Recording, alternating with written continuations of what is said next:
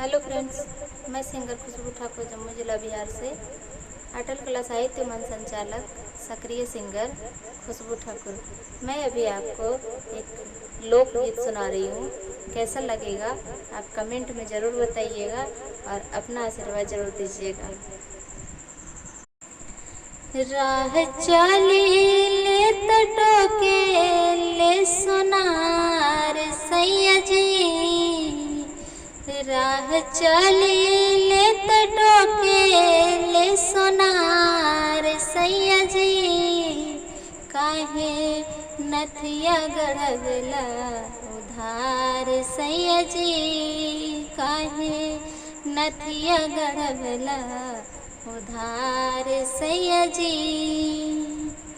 क्या करते थे साजना तुम हमसे दूर रह के, हम तो